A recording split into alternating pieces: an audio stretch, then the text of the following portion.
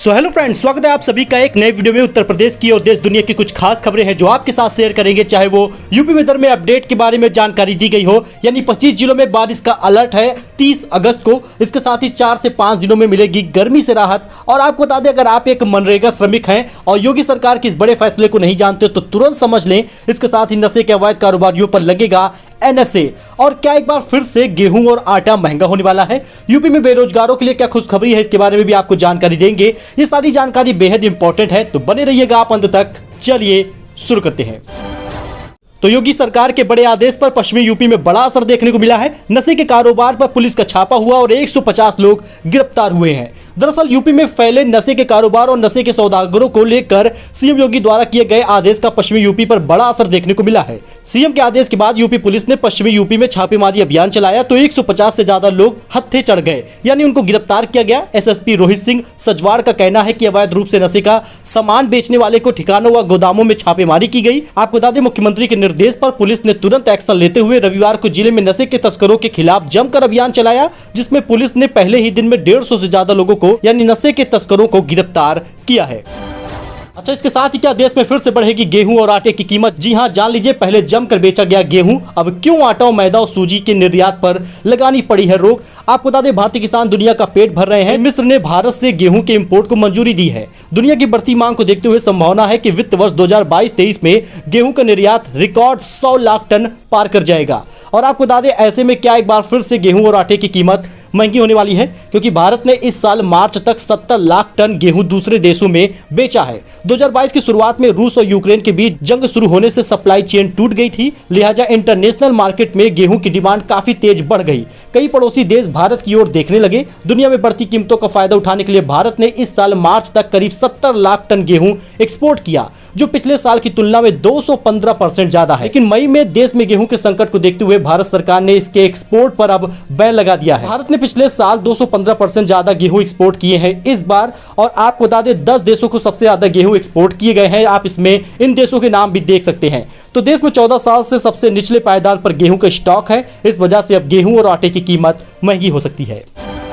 अच्छा, वहीं यूपी में बेरोजगारों के लिए खुशखबरी है, क्योंकि 20,000 कंपनियां 43,000 युवाओं को देंगी नौकरी का अवसर। जी हां, जान लीजिए, बेरोजगारों के लिए एक अच्छी खबर है, क्योंकि आपको बता दें, सेवा योजन विभाग की सख्ती से चलते कंपनियों ने सेवा योजन विभाग में पंजीयन कराना शुरू कर दिया है। आलम यह है कि पिछले 5 वर्षों में पंजीकृत कंपनियों की संख्या 20,000 हो गई है। लखनऊ समेत प्रदेश में पंजीकृत 43 लाख बेरोजगारों को नौकरी का अवसर मिलेगा। विभाग ने 25 कर्मचारियों से अधिक वाली कंपनियों का पंजीयन अनिवार्य कर दिया है। बावजूद इसके कंपनियां वेतन विसंगति के डर से पंजीयन नहीं करा रही थी, लेकिन अब उन्हें कराना पड़ेगा। सेवा योजन विभाग के उप निदेशक PK पुंडीर ने बताया कि निदेशक हरिकेश चौरसिया की पहल पर ऐसा संभव हुआ है। सरकार के बनाए नियमों को सख्ती से लागू करके निदेशक ने बेरोजगारों को राहत दी है। अधिक से अधिक बेरोजगारों को नौकरी देने की सरकार की मंशा के सापेक्ष यह बड़ा कदम है।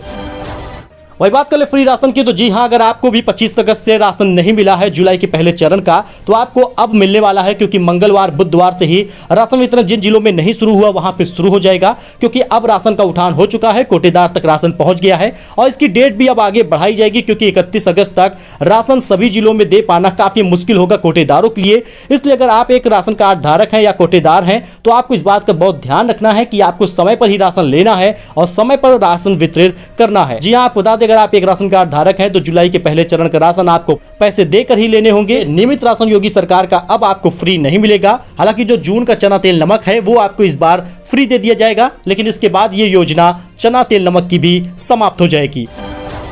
तो लखनऊ मेरठ समेत 25 जिलों में आज भी बरसेगा पानी। 30 अगस्त तक भारी बरसात का अलर्ट है। वाराणसी और प्रयागराज में उफान पर है गंगा यमुना। आप यहां पे देख सकते हैं इसकी रिकॉर्डिंग। जी हां, पहाड़ों पर हो रही बारिशों से यूपी में गंगा यमुना नदी उफान पर है। वाराणसी में गंगा 44 साल पुराना रिकॉर्ड तोड़ने से करीब 2 मीटर दूर है। यहाँ रविवार दोपहर गंगा का जल स्तर 71 मीटर दर्ज किया गया। वही 44 साल पहले आई बाढ़ के समय गंगा का जल स्तर 73 समथिंग मीटर था। तो यही कारण है कि अब 25 जिलों में एक्टिव है मानसून और भारी बारिश का अलर्ट किया गया है। मौसम विभाग के वैज्ञानिकों के अनुसार उत्तर प्रदेश में मानसून 25 शहरों में एक्टिव है। इसमें प्रमुख रूप से मेरठ, गौतम बुद्ध नगर, पीलीभीत, बरेली, हाथरस, आगरा, मैनपुरी, कानपुर, औरैया, झांसी, प्रयागराज, फतेहपुर, फुर्सतगंज, लखनऊ, बहराइच, संत कबीर नगर, गोरखपुर, मऊ, बलिया, लखीमपुर खीरी, सीतापुर, बहराइच, सोनभद्र, मिर्जापुर, वाराणसी समेत कई ऐसे जिले हैं जहां पर तेज बारिश का अलर्ट जारी किया गया है आईएमडी के द्वारा।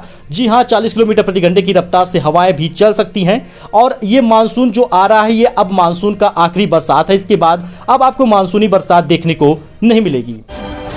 अच्छा, मनरेगा श्रमिकों के हित में योगी सरकार का एक बड़ा फैसला है। अगर आप एक मनरेगा श्रमिक हैं, मजदूर हैं, तो आपको एक खबर जान लेनी चाहिए क्योंकि अब ब्लॉक के बजाय ग्राम सचिवालय से होंगे आपके काम।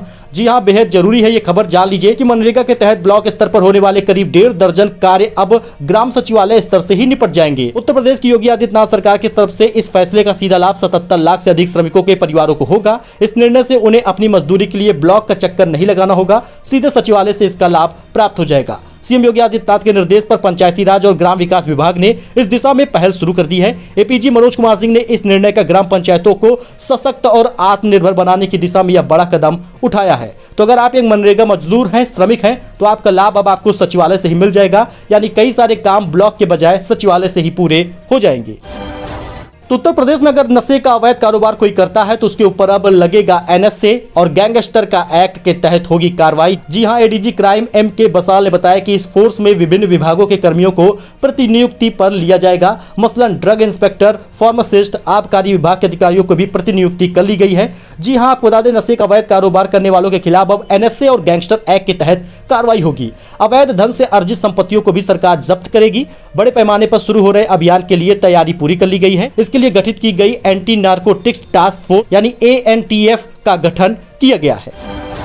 अच्छा, इसके साथ ही मक्का के साथ पहली बार बाजरा खरीदेगी सरकार। 15 अक्टूबर से 15 दिसंबर तक होगी खरीद। खाद्य एवं रसद विभाग के मुताबिक संबंधित किसानों के लिए किसी भी जन सुविधा केंद्र, साइबर कैफे या मोबाइल से खाद्य विभाग के पोर्टल पर पंजीकरण कराना अनिवार्य होगा। प्रदेश में मक्का के साथ पहली बार बाजरा की सरकारी क्रय केंद्रों पर खरीद की जाएगी।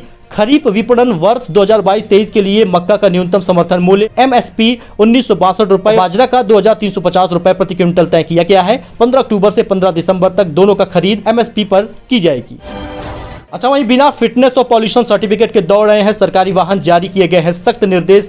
अगर आपका भी ऐसा ही वाहन है तो जरा अलर्ट हो जाइए क्योंकि उत्तर प्रदेश में बिना फिटनेस और प्रदूषण प्रमाण पत्र के दौड़ रहे सरकारी वाहनों को लेकर राज्य कर विभाग का रुख सख्त हुआ है। विभाग ने बिना फिटनेस के सड़क पर दौड़ रहे विभागीय वाहनों के इंश्योरेंस, फिटनेस और प्रदूषण प्रमाण पत्र से जुड़ी कमियों को तत्काल दूर करने का निर्देश दिया है, अन्यथा आप पर कार्रवाई होगी और उस पर जुर्माना लग सकता है। उल्लेखनीय है कि राज्य कर ही नहीं, तकरीबन सभी विभागों के सरकारी वाहन बड़े पैमाने पर बगैर प्रदूषण प्रमाण पत्र के दौड़ रही हैं। परिवहन विभाग के आंकड़े भी इसकी पुष्टि कर रहे हैं। तो सितंबर माह बस आने ही वाला है, 3-4 दिन बचे हैं, लेकिन जरा आप इस बात को ध्यान समझें क्योंकि 1 सितंबर से लागू होने वाले हैं पैसों से जुड़े कई नए नियम, जिससे आपकी जेब पर सीधे असर पड़ने वाला है, जिसके बारे में आपको जानकारी होनी चाहिए कि आखिर 1 सितंबर से क्या क्या बदलाव होने वाला है। वहीं पर बात कर ले गैस सिलेंडर का, तो जी हां, गैस सिलेंडर के दाम भी बढ़ सकते हैं। हालांकि बहुत सारे लोग यही उम्मीद लगा के बैठे हैं कि गैस सिलेंडर के दाम इस बार सस्ते होंगे। जी हां, घरेलू गैस सिलेंडर के दाम हुए या फिर कॉमर्शियल गैस सिलेंडर के दाम हुए, इसमें बढ़ोतरी या फिर घटतौली देखी जा सकती है क्योंकि हर महीने की पहली तारीख को गैस सिलेंडर के दाम की समीक्षा होती है। ऐसे में बढ़ोतरी और कटौती हो सकती है, लेकिन जानकारों का मानना है कि इस बार गैस सिलेंडर के दाम में भारी कटौती होगी। वहीं पर नेशनल पेंशन स्कीम के बारे में आपको बता दें, नेशनल पेंशन स्कीम के नियमों में भी बदलाव हुआ है। असल में एनपीएस का खाता खोलने वाले पॉइंट ऑफ प्रेजेंस की कमीशन दिया जाएगा।